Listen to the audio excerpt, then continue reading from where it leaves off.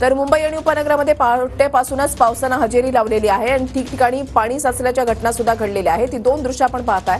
भायखळ्यामध्ये मुसळधार पावसानं हजेरी लावलेली आहे आणि दादरच्या हिंदमाता परिसरामध्ये सुद्धा पाऊस कोसळतोय। या सखल भागामध्ये पाणी साचू नये यासाठी खबरदारी घेतली जाते। पाण्याचा निचरा योग्य रीतीने व्हावा यासाठी खबरदारी घेतली जाते। मात्र चुनाभट्टीसारख्या भागामध्ये काही घरांमध्ये पाणी शिरल्याच्या घटना सुद्धा घडल्या। तर भायखळा परिसरामध्ये काय स्थिती आहे तिथला आढावा घेतलेला आहे आमच्या प्रतिनिधींनी, पाहूयात। मुंबईत पावसाची संततधार सुरू असल्याचं पाहायला मिळत आहे। जर पाहिलं आज सकाळपासून जर पाहिलं तर पाऊस जो आहे तो जोरदार स्वरूपाचा मुंबईत पडताना पाहायला मिळत आहे।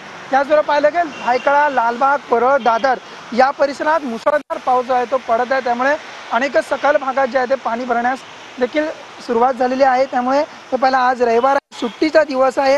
आज पावसाचा आनंद घेण्यासाठी अनेक नागरिक जे आहे ते बाहेर पडताना आपल्याला पाहायला मिळणार आहे। याचबरोबर पाहिलं तर हवामान खात्याने आज पुढील 24 तास जो आहे तो मुसळधार पाऊस पडण्याचा शक्यता देखील जी आहे ती वर्तवलेली आहे आणि त्यानुसार जो आहे तो पाऊस जो आहे तो सकाळपासून पडताना आपल्याला पाहायला मिळत आहे।